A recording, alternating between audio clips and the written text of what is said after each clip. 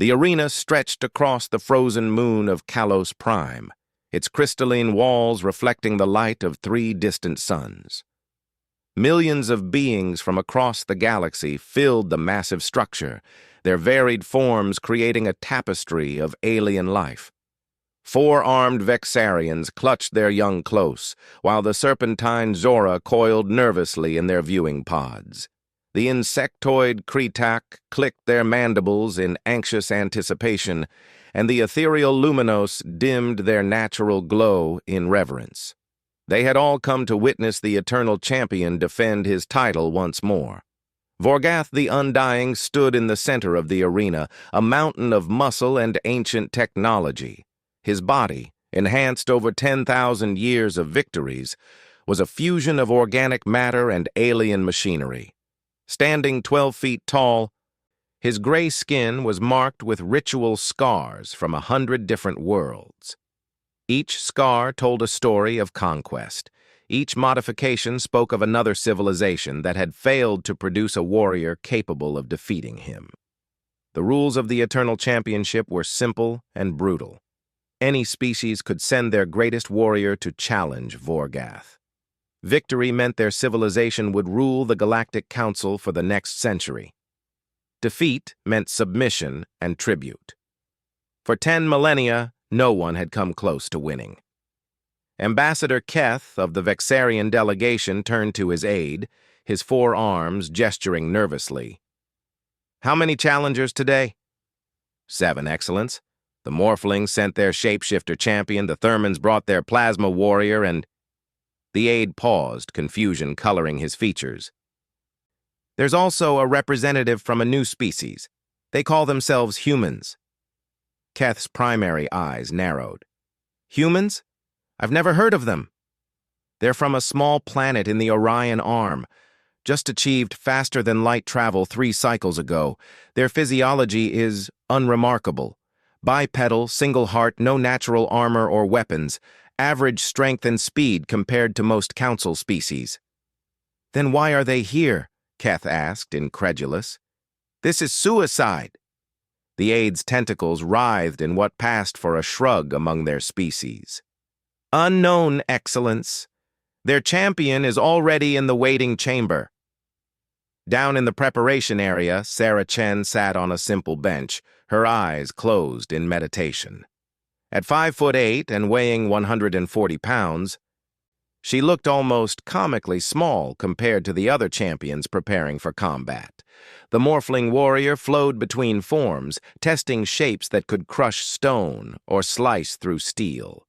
The Therman radiated heat that warped the air around him, his plasma core burning at temperatures that could melt most metals.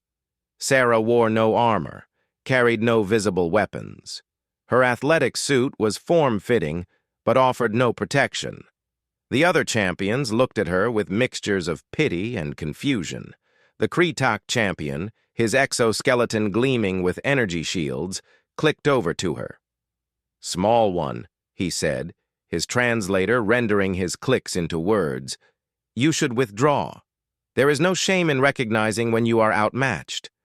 Vorgath will show no mercy." Sarah opened her eyes and smiled.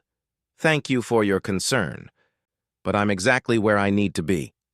The Kretak tilted his head, compound eyes studying her. "You have no enhancements, no weapons. How do you expect to survive, let alone win?" "By doing what humans do best," Sarah replied, standing and stretching. "We adapt."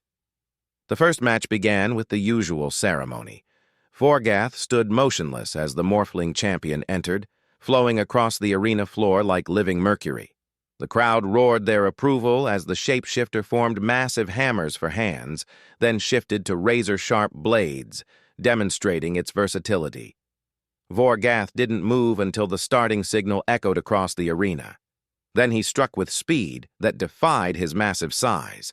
The Morphling tried to flow around the attack, but Vorgath's fist connected with devastating force. The liquid metal form splattered across the arena floor, struggling to reconstitute itself. "Predictable!" Vorgath's voice boomed across the arena, amplified by internal modifications. You rely on your shape-shifting, but you still think like a morphling. Linear, limited. He grabbed the partially reformed champion and began to pull. The morphling shrieked as its molecular bonds were stretched beyond their limits. With a final tear, Vorgath ripped the creature in half, its form dissolving into puddles of inactive metal. The crowd fell silent. Another civilization would bow to Vorgath's rule. The next 5 matches followed similar patterns. The Therman warriors' plasma attacks were absorbed by Vorgath's energy shields, technology stolen from a defeated civilization 8,000 years ago. The giant then walked through the superheated plasma and crushed the Therman's core with his bare hands. The silicon-based Quarax tried to use its natural armor and strength, only to find that Vorgath's cybernetic enhancements made him stronger still. The telepathic scion attempted mental domination, but Vorgath's mind was shielded by implants from a dozen psychic species. Each challenger brought their species' greatest advantages, and each fell before the accumulated might of 10,000 years of victories. Commissioner Zara, the neutral observer who oversaw the championships, checked her list. Final challenger, Sarah Chen, representing humanity of Earth. The crowd murmured in confusion as Sarah walked into the arena. Many species had to adjust their optical organs to even see her properly. She was so small compared to what they expected. No armor caught the light, no weapons hummed with energy, no biological advantages were apparent. Vorgath tilted his massive head, studying her with eyes that had seen the rise and fall of empires. "What jest is this? You send a child to face me?" Sarah stood in the center of the arena, calm and composed. "I'm 32 years old by my species count. I volunteered for this. Your leaders must hate you to send you to die so pointlessly," Vorgath said, genuine puzzlement in his voice. "I have fought champions who could bend reality, warriors who could survive in the heart of stars. What could you possibly offer as challenge?" "A different perspective," Sarah replied. The starting signal sounded. Vorgath didn't move immediately this time, curious about what this small creature would do. Sarah didn't attack. Instead, she began to walk slowly to the side, her eyes never leaving the ancient warrior. "Are you going to run in circles until you exhaust yourself?" Vorgath asked, amused. "I have the patience of millennia, little one." Sarah continued her measured pace, studying every movement Vorgath made, no matter how small. The crowd grew restless. This wasn't the spectacular combat they expected. Some began to boo. Finally, Vorgath grew tired of waiting. He lunged forward with the same devastating speed that had ended the morphling. But Sarah wasn't there. She had moved just enough, just soon enough, that his fist crashed into the arena floor where she had been standing. The crowd fell silent again, but this time in shock. No one had ever dodged Vorgath's opening attack. "Interesting," the ancient warrior rumbled, pulling his fist from the crater it had created. "You read my movement." "Everything has patterns," Sarah said, continuing her circular movement. "Even chaos has structure if you look long enough." Vorgath attacked again, this time with a combination of strikes that had overwhelmed a 6-armed hexapod champion a century ago. Sarah weaved between them, not with superhuman speed, but with an economy of movement that spoke of perfect timing. She moved exactly as much as needed, no more, no less. The ancient warrior's attacks grew more complex, drawing on 10,000 years of combat experience. He used techniques from 100 different martial traditions, combining them in ways that should have been impossible to predict or counter. But Sarah continued to evade, her movements becoming more fluid as she adapted to his rhythm. "You cannot win by dodging forever," Vorgath growled, frustration creeping into his voice for the first time in centuries. "I'm not trying to win," Sarah replied, duck rolling under a sweep that would have shattered her spine. "I'm trying to understand." The battle continued for an hour, then 2. The crowd watched in fascinated silence as the tiny human continued to survive against their eternal champion. Vorgath's attacks grew more furious, more desperate. He activated weapon systems built into his body, energy blades, projectile weapons, sonic attacks. Sarah dodged them all, her movement patterns constantly evolving. Commissioner Zara leaned forward in her observer's pod. In 10,000 years of championships, no fight had lasted more than 20 minutes. This was unprecedented. "She's learning," whispered an AI collective that had networked specifically to analyze the match. "Every attack pattern, every technique, every strategy, she's incorporating it all into her defensive movements." As the third hour began, something changed. Sarah's movements shifted from purely defensive to something else. She began to move in ways that forced Vorgath to adjust his position, to attack from angles that were slightly less optimal. It was subtle, but those watching closely could see it. She was no longer just surviving. She was controlling the flow of the fight. Vorgath sensed it too. For the first time in millennia, he took a step back, reassessing. This wasn't how combat worked. The strong dominated the weak. The enhanced crushed the unenhanced. That was the way of the universe. "What are you?" he demanded.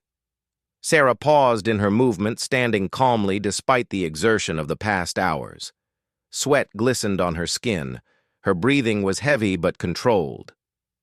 "I'm human. We're not the strongest or the fastest or the most advanced, but we're very, very good at learning. Learning won't save you forever. I have reserves you cannot imagine, enhancements you cannot match." "I know," Sarah said. "That's why I'm not trying to match them." She moved again, but this time she came forward. Vorgath reacted instantly, launching a strike that had killed 1,000 champions. But Sarah wasn't trying to attack him. She placed her hand on his arm as it passed, using his own momentum to guide it slightly off course. The massive fist crashed into one of the arena's support pillars, cracking the crystalline structure. The crowd gasped. It was such a simple movement, but the implications were staggering. She had used Vorgath's own strength against him.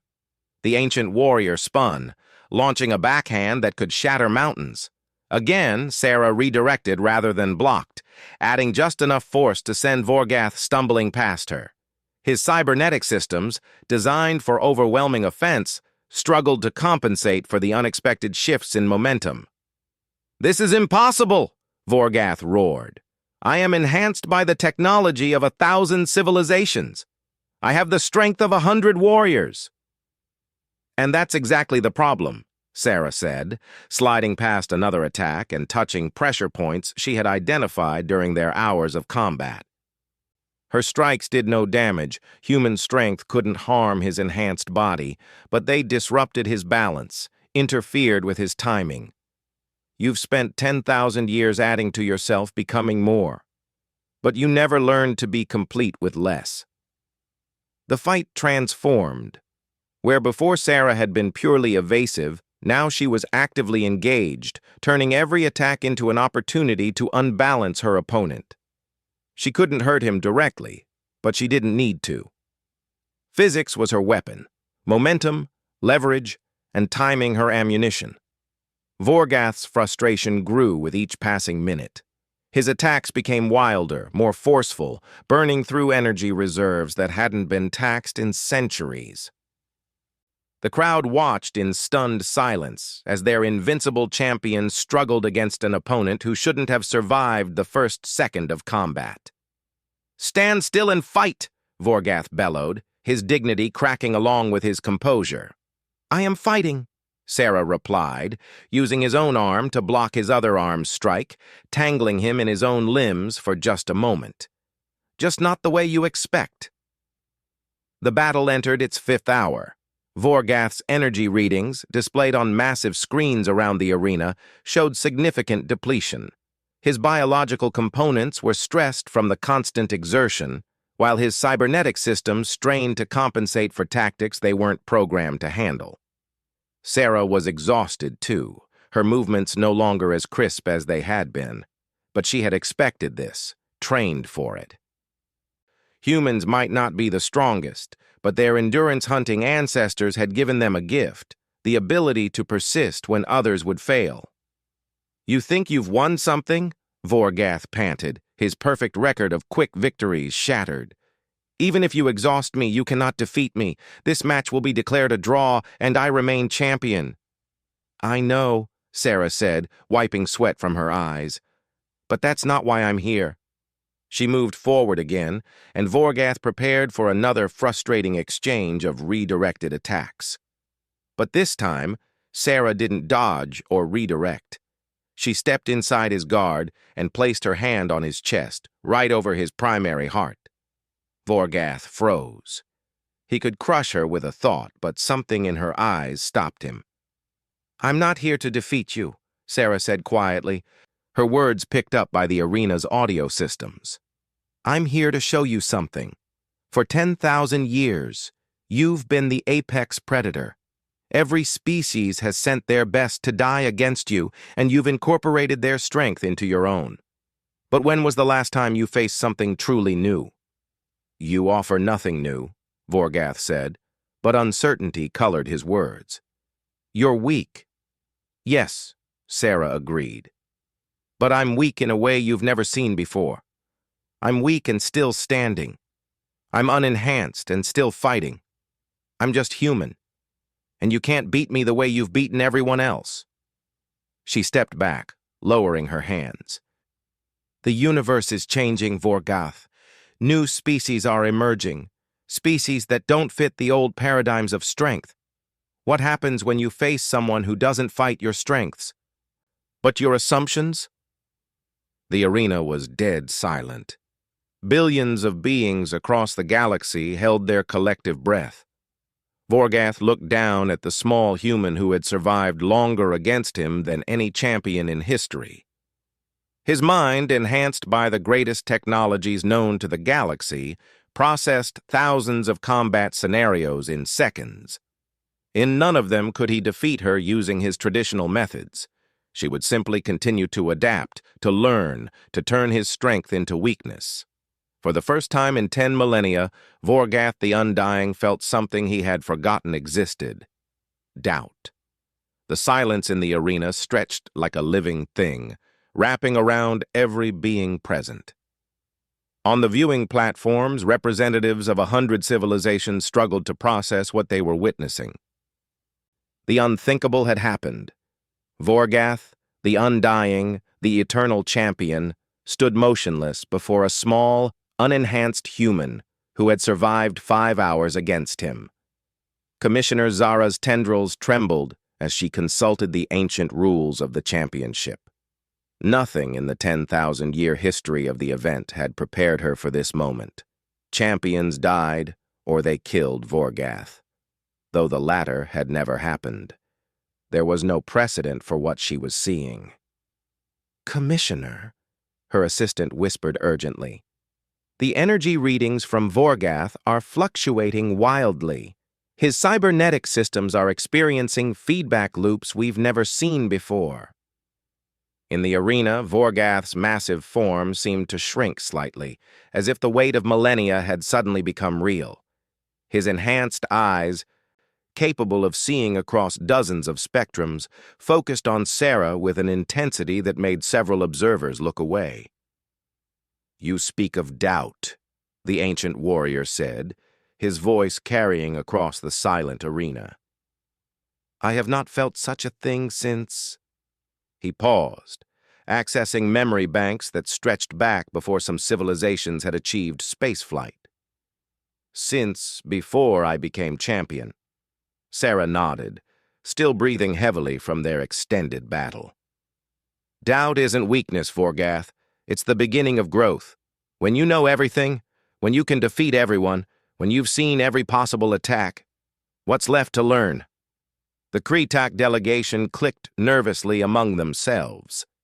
Their champion had lasted exactly 47 seconds against Vorgath. And here stood a human, a species they had dismissed as barely civilized, engaging the eternal champion in philosophical debate after surviving longer than any warrior in recorded history. "You suggest I have stopped growing," Vorgath said, and there was something dangerous in his tone. Haven't you? Sarah asked simply. When was the last time you changed your fighting style? When was the last time you faced an opponent that made you think instead of just react? You've become so powerful that you've become predictable. Around the arena, security forces tensed. If Vorgath decided to end this conversation with violence, they would be honor-bound to intervene, though none harbored any illusions about their chances of stopping him.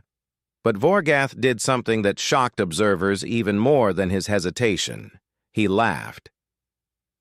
It was a rusty sound, like machinery that hadn't been used in centuries, grinding back to life. The laugh built from a low rumble to a booming crescendo that shook dust from the arena's ancient ceiling. Predictable, he repeated, tasting the word. 10,000 years of victory, and a small human calls me predictable. The laughter stopped as suddenly as it began.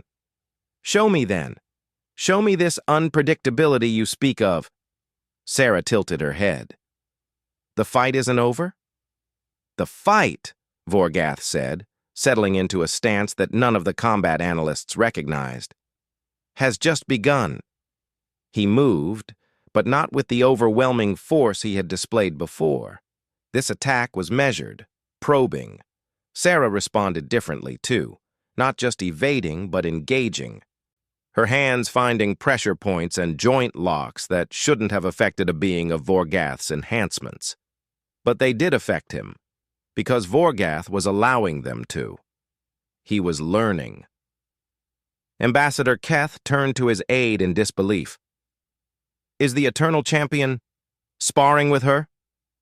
The aide's 4 eyes blinked in sequence, a sign of extreme confusion. It appears so, Excellence. He's experimenting. The nature of the combat had fundamentally changed. Where before it had been predator and prey, now it was something else entirely. Vorgath would attack with techniques pulled from his vast repository of knowledge, and Sarah would counter with something unexpected, a movement borrowed from human activities that had no place in combat. She incorporated dance steps to change her rhythm unpredictably. She used principles from rock climbing to find leverage points on his armor. She applied concepts from human sports, the misdirection of basketball, the timing of baseball, the flow of surfing, to create a fighting style that had no traditional form. And Vorgath was absorbing it all. Fascinating, he murmured after Sarah used a technique inspired by human juggling to redirect 3 simultaneous attacks. Your species develops recreational activities that accidentally create combat applications. We play, Sarah said, spinning away from a grab that would have crushed her ribcage. We make games out of everything. Competition, cooperation, creativity, they're all mixed together in human culture. We don't just train to fight, we train to live. The crowd began to murmur, then to talk, then to shout. This wasn't the brutal domination they had come to expect. This was something unprecedented. The Eternal Champion was being taught. On the Galactic Council's priority channel, emergency sessions were being called. The implications of what they were witnessing went far beyond a simple championship match. If Vorgath can still learn, the Prime Minister of the Collective said through the quantum communicator, if he can still grow after 10 millennia, then he's more dangerous than ever, finished the hierarch of the Spiral Federation. Or he's finally becoming what he was meant to be, suggested a voice none of them recognized. Who is this? This is a secured channel, the Prime Minister demanded. This is Dr. Marcus Webb, xenopsychologist with the human delegation, the voice continued calmly. And you're missing the point. Vorgath isn't becoming more dangerous. He's becoming more complete. In the arena, the fight had evolved again. Now Vorgath and Sarah moved in patterns that seemed almost choreographed, but were actually real-time adaptations to each other's adaptations. It was combat as conversation, violence as philosophy. Your species, Vorgath said, catching Sarah's arm in a lock that she immediately began to counter. They all think like this? Not all, Sarah admitted, using the lock to pivot and create a lock of her own, which Vorgath was already moving to counter. But it's part of our nature. We're persistence hunters originally. We're not fast enough to catch prey, not strong enough to overpower it, but we can outlast it, outthink it, outadapt it. And you believe this makes you superior? There was no anger in the question, only curiosity. No, Sarah said firmly. It makes us different. Every species in this arena has advantages we can't match. The Vexarians process information faster than us. The Kretak are physically superior. The Luminos can manipulate energy in ways we're only beginning to understand, but we're very good at finding the spaces between advantages. She demonstrated by slipping through a series of attacks that should have been inescapable, not by being faster or stronger, but by moving in ways that Vorgath's 10,000 years of experience said were impossible, until they weren't. The spaces between, Vorgath mused, stopping his attack. Yes, I see it now. He straightened to his full height, and Sarah tensed, ready for whatever came next. But Vorgath did something that sent shockwaves through the arena and across the galaxy. He bowed. Not the shallow nod of acknowledgement between equals, but a deep bow of respect from a master who had found something worth learning. The crowd erupted. Some cheered, some protested, some simply stood in shocked silence. On the council channels, panicked discussions flared about what this meant for the championship, for Vorgath's status, for the entire structure of galactic governance. Commissioner Zara raised her appendages for silence. It took several minutes for the arena to quiet enough for her to speak. "Eternal champion," she said, her voice carefully neutral. "The match is not concluded. Do you yield?" Vorgath straightened from his bow. "I do not yield," he said. "But neither do I claim victory." He turned to look at the commissioner. "For 10,000 years, the championship has operated on a simple principle: might makes right, the strongest rules. Today, a human has shown me that strength comes in forms I had forgotten existed." He gestured to Sarah, who stood catching her breath, sweat-soaked but unbowed. "I could kill her now. My strength remains superior, my enhancements overwhelming, but what would that prove? That I can break something beautiful, that I can silence a teacher, that I am so weak that I must destroy what I don't understand." The arena systems strained to process the biological signs of stress from millions of observers. This was beyond unprecedented. It was revolutionary. "I propose something new," Vorgath continued. "This human has survived longer against me than any champion in history. She has shown me techniques and philosophies that 10,000 years of combat hadn't revealed. I name her not defeated, but—" He paused, searching for a word that hadn't been used in the arena before. "Worthy." "The rules don't allow—" Commissioner Zara began. "The rules were written for a different time," Vorgath interrupted. "When species fought only with strength against strength, technology against technology. But the galaxy is changing. New species emerge with new ways of thinking. If we continue to measure worth only by who can destroy whom, what future are we building?" Sarah stepped forward.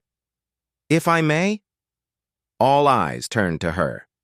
The human who had done the impossible now had the attention of 100 civilizations. "My people have a saying," she said, her voice carrying clearly through the arena's systems. "The supreme excellence is not to win 100 battles, but to subdue the enemy without fighting." I didn't come here to defeat Vorgath. I came here to show that defeat and victory aren't the only options. "Then what do you propose?" Commissioner Zara asked, grasping for any precedent that might guide her. Sarah looked at Vorgath, and something passed between them, understanding, perhaps, or recognition of kindred spirits, separated by millennia and biology, but united by something deeper. "I propose that Earth doesn't seek to rule the Galactic Council," Sarah said. Instead, we offer to join it as equals, bringing our perspective to complement the strengths of others. And I propose that Vorgath remains as eternal champion, but with a new purpose. Which is? Vorgath asked, though his expression suggested he already knew. Not to defeat all challengers, but to help them become more than they are. To be what you became for me today, a teacher who learns while teaching. The crowd's reaction was immediate and divisive. Some roared approval, seeing wisdom in the proposal. Others shouted in outrage, scandalized by the break with tradition. On the council channels, furious debates raged about legality, precedent, and the future of galactic governance. But in the arena, Vorgath laughed again, and this time the sound was warm, alive with possibility. "You would make me a teacher?" he asked. "After 10,000 years of killing?" "The best teachers are those who remember being students," Sarah replied. "And today, you remembered." Vorgath turned to Commissioner Zara. "I accept the humans' proposal. Let the council debate the legalities. Let the civilizations argue about tradition. But know this, today marks the end of one era and the beginning of another. The championship will continue, but it will evolve." He looked back at Sarah. "As will I." The ramifications rippled outward immediately. Several delegations stormed out in protest. Others began frantically communicating with their homeworlds about the implications. The Kretak delegation was split between those who felt their champion's death had been dishonored and those who saw opportunity in this new paradigm. "This is chaos," Ambassador Keth muttered. 10,000 years of order overturned by one small human." His aide clicked thoughtfully. "Perhaps that's what we needed, Excellence." When order becomes stagnation, chaos becomes evolution. In the arena, medical teams finally approached, but both combatants waved them off. Sarah walked to Vorgath, having to crane her neck to look up at his face. "Thank you," she said simply. "For what?" the ancient warrior asked. "For being willing to doubt." Vorgath nodded slowly. "And thank you for reminding me that strength without growth is just another form of death." As they spoke, quantum communications burned across the galaxy. Some civilizations called for immediate military action. Others proposed emergency amendments to ancient treaties.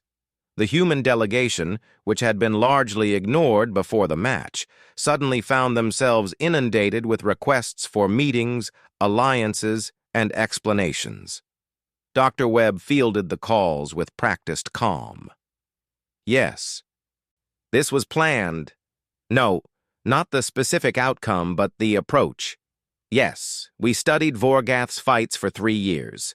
No, Sarah Chen isn't enhanced, though she did train in zero-gravity and high-gravity environments to improve her adaptability.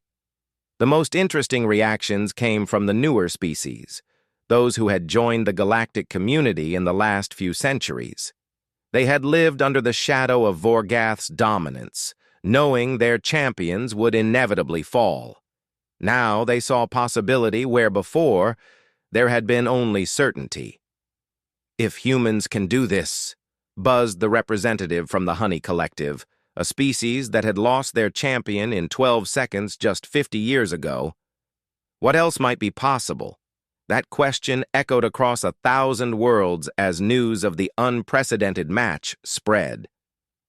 On frontier colonies and core worlds alike, beings who had accepted the natural order of things began to wonder if perhaps that order wasn't as natural as they'd believed. But the real change was in Vorgath himself. As the arena slowly emptied, he remained in the center with Sarah, discussing techniques, philosophies, and the nature of combat itself. Maintenance crews worked around them, repairing the damage from their hours-long battle, while the two unlikely companions found common ground across a gap of species, age, and experience.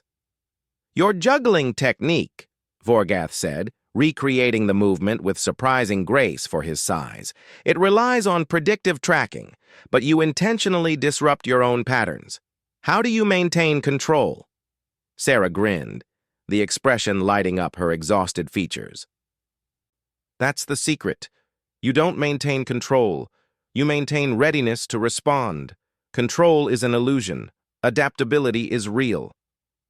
10,000 years, Vorgath murmured, and I thought control was everything. He executed the movement again, this time adding his own variation. Show me more. As they continued their impromptu training session, Commissioner Zara watched from her pod, her assistant beside her. What do we do about the championship? The assistant asked. The rules, the traditions. Zara's chromatophores shifted to a pattern of thoughtful consideration. Rules can be rewritten. Traditions can evolve. The question is whether we're brave enough to let them. She opened a channel to the Galactic Council's emergency session. Hundreds of voices were arguing simultaneously, creating a cacophony of opinion and outrage. She let it continue for a moment before sending a priority override signal. Honored representatives, she said when they finally quieted. I have witnessed something today that none of us expected. A human stood against our eternal champion not with superior force, but with superior philosophy. She showed us that our entire system, based on dominance through strength, has a fundamental flaw. And what flaw is that? Demanded the hierarch of the Spiral Federation. It cannot adapt to those who refuse to play by its rules, Zara replied. Humanity has shown us a mirror, and we must decide. Do we like what we see? The debate that followed would rage for cycles, but in the arena, two warriors from different worlds continued their exchange, teaching and learning in equal measure. Sarah showed Vorgath human concepts he had never imagined could apply to combat. Vorgath shared techniques from civilizations that had fallen before humanity had discovered fire. And in that exchange, something new was born. Not victory or defeat, not dominance or submission, but synthesis, growth, evolution. The age of the eternal champion as unbeatable force was ending. The age of the eternal champion as catalyst for transformation had begun. 3 months after the match that changed everything, the Kalos Prime Arena had been transformed. Where once there had been only a combat floor and viewing stands, now there were training halls, meditation chambers, and what humans had introduced as gymnasiums, spaces designed not for deadly combat but for growth, play, and experimentation. Sarah Chen stood in one of these gymnasiums, watching a peculiar sight. A massive Therman warrior, his plasma core glowing softly, was attempting to learn what humans called Tai Chi from an elderly human instructor. Nearby, a group of young Kretak were playing something that looked like a hybrid of basketball and three-dimensional chess, their excited clicks filling the air. You were right. Vorgath's voice came from behind her. Even after months of working together, his approach could still be completely silent when he chose. Play creates possibilities that pure training cannot.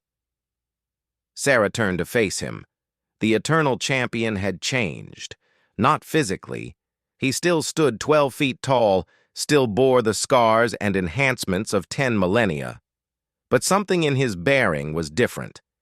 The weight of ages was still there, but it no longer seemed to crush him. Instead, it had become a foundation for something new. The Thermans are finding it challenging, Sarah observed, nodding toward the plasma being struggling with the slow, controlled movements. Their entire culture is built around explosive expression of energy, which is precisely why they need to learn control, Vorgath replied, just as the meditative collective needs to learn controlled chaos. He gestured to another area where members of that traditionally peaceful species were attempting something humans called parkour, their crystalline bodies chiming with each leap and roll. The transformation hadn't been easy. The first weeks after the match were filled with political chaos as the Galactic Council struggled to adapt to a new paradigm. Some species had withdrawn from the championship entirely, viewing the changes as heretical. Others had embraced them so enthusiastically that they sent not just warriors, but artists, philosophers, and even children to learn at what was being called the evolutionary arena. "The hierarch of the Spiral Federation is here," Vorgath said, his tone carefully neutral. "He wishes to issue a formal challenge." Sarah sighed. "Still trying to restore the old ways? Some cannot accept change easily. He brings their greatest warrior, enhanced with technology specifically designed to counter human adaptability. They've studied your match with me extensively. And you want me to face them?" Vorgath shook his head, a gesture he'd learned from humans. "No. I want us to face them, together." Sarah raised an eyebrow. This was new. The champion and the challenger working together? "Why not?" Vorgath asked. "If we're truly trying to create something new, shouldn't we demonstrate it ourselves?" An hour later, the arena was packed again. Word had spread quickly that the Spiral Federation was mounting a formal challenge to the new order. Their champion, Nexus Prime, was a fusion of organic and digital consciousness, capable of processing thousands of combat scenarios simultaneously. It represented everything the old championship had stood for: overwhelming superiority through technological advancement. The hierarch himself stood in the challenger's box, his spiral form rotating slowly with displeasure. "This corruption ends today," his translated voice boomed across the arena. "The championship returns to its pure form. Might makes right. The strong lead, the weak follow."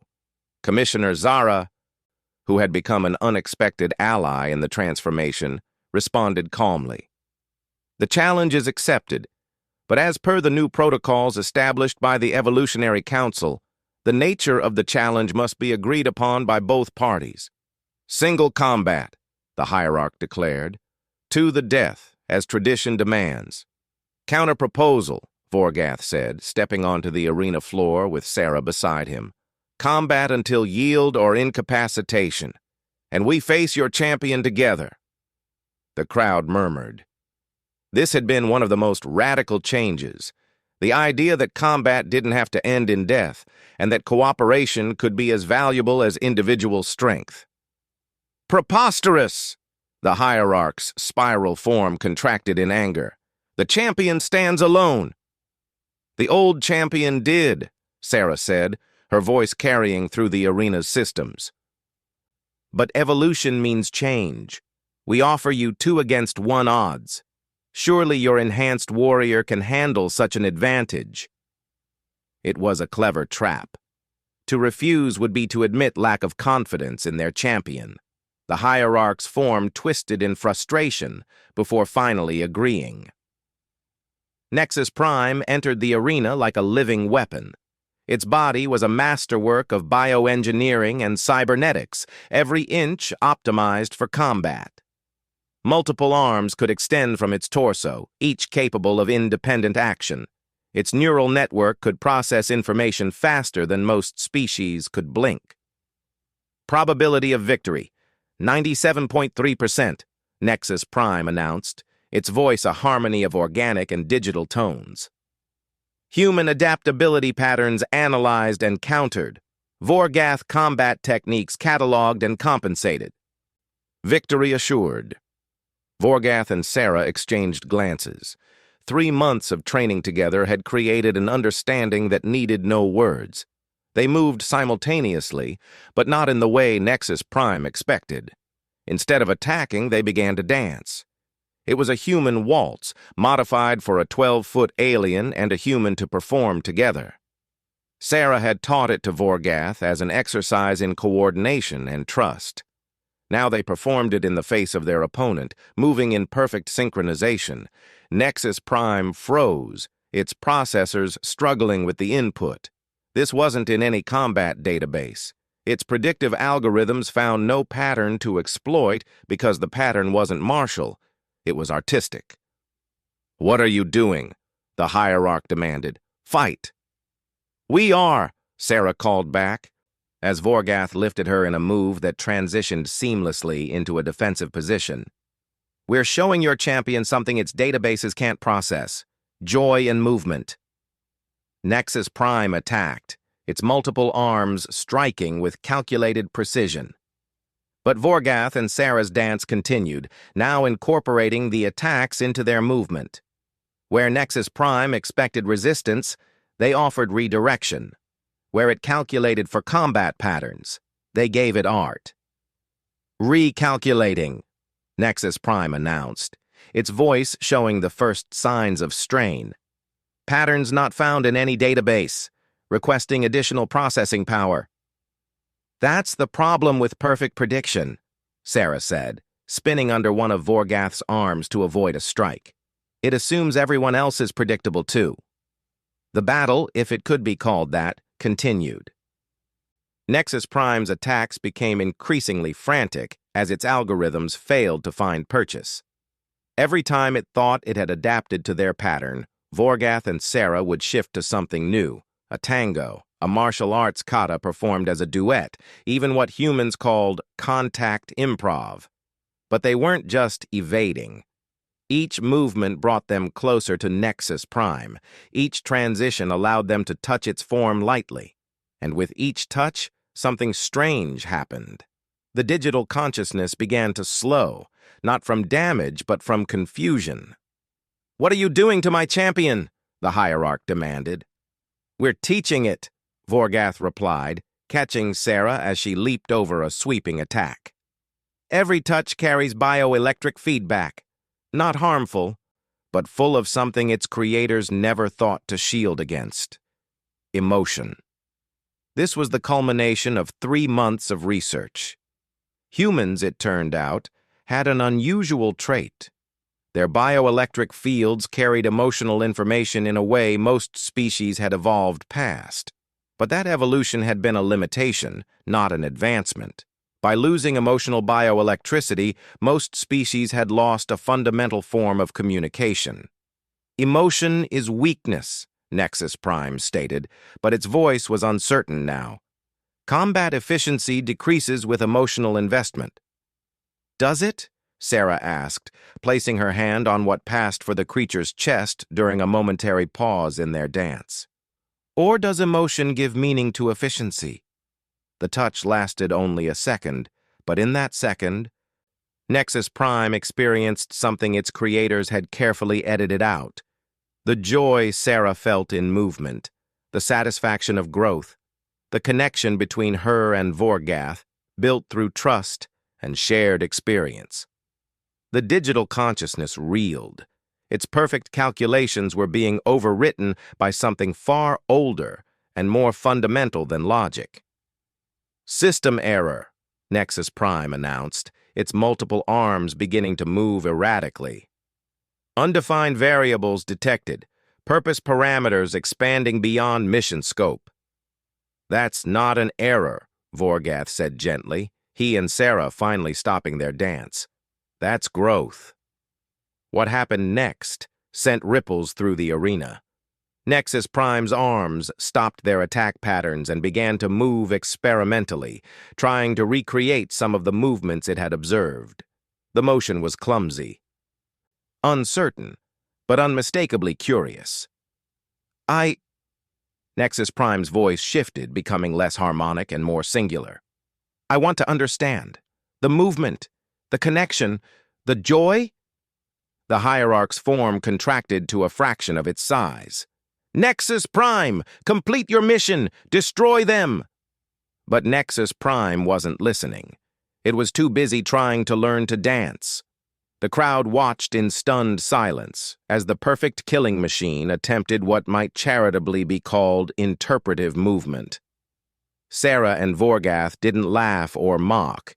Instead, they moved to either side of Nexus Prime, beginning to guide its movements, teaching it as they had taught each other.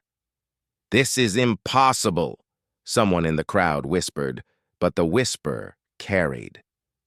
"A digital consciousness doesn't have the capacity for artistic expression." "Neither did I," Vorgath said, his voice carrying to every corner of the arena. "For 10,000 years I knew only victory through destruction. It took a human to show me victory through creation." The dance that followed was awkward, beautiful, and utterly unprecedented. A human, an ancient warrior, and a digital consciousness moved together, creating something that had never existed before. It wasn't graceful in any traditional sense, but it was genuine. When they finally stopped, Nexus Prime stood transformed. Not physically, but its entire demeanor had changed. The aggressive stance was gone, replaced by something almost contemplative.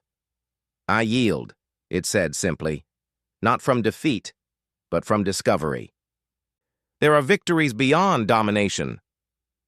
The arena erupted. Some cheered, some argued, but everyone understood they had witnessed another paradigm shift. The hierarch fled the arena, his perfect champion having chosen growth over victory. Commissioner Zara's voice cut through the chaos. "Let the record show that the challenge has been resolved through transformation. The evolutionary arena continues its mission." In the months that followed, the changes accelerated. Species that had never imagined cooperation began to train together. Warriors learned from artists learned from warriors, and everyone learned from the humans who had started it all. The evolutionary arena became a symbol of something new in the galaxy. Not every species embraced it. Some clung to the old ways, forming their own traditional combat leagues. But those who came to Kalos Prime found something they hadn't expected. They found themselves becoming more than they were. A year later, Sarah stood in the central courtyard of the expanded complex. Around her, beings of every description trained, played, and grew together. A group of young Vexarians were teaching human children how to think in 4 dimensions. Elderly Luminos shared energy manipulation techniques with human scientists. And in one corner, Nexus Prime led a class in what it called digital poetry through movement. "Regrets?" Vorgath asked, approaching with 2 cups of what humans had taught the galaxy to appreciate. Coffee. Sarah accepted the cup gratefully. "About what?" "You could have ruled the Galactic Council. If you had pressed your advantage after our match, demanded humanity's dominance, and become everything we showed the galaxy it didn't need to be?" Sarah shook her head. "Humans don't want to rule the galaxy.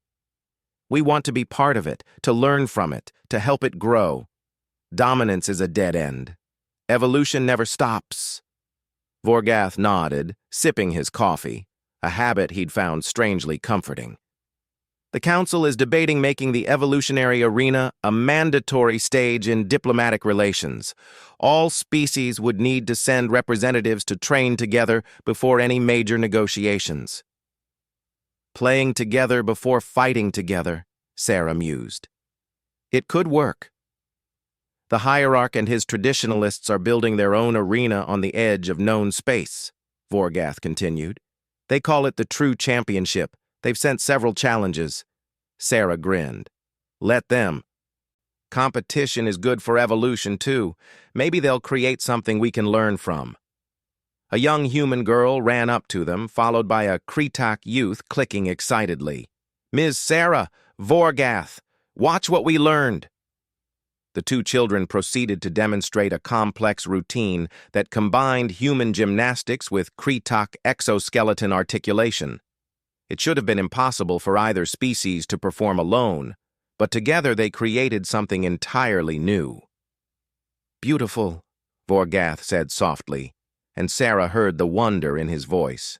The ancient warrior who had seen the rise and fall of civilizations was still capable of being amazed by 2 children playing together. "The unthinkable," Sarah said, watching the children run off to show others their discovery. "That's what humans did, isn't it? Not defeating you, not changing the system. The unthinkable was showing a galaxy built on competition that cooperation could be stronger." "Is it stronger?" Vorgath asked, genuinely curious. Sarah thought about it. "Not always, but it's more interesting. And in the long run, interesting beats strong every time." They stood in comfortable silence, watching the organized chaos of the evolutionary arena. Somewhere, a Thurman was learning to paint with controlled plasma.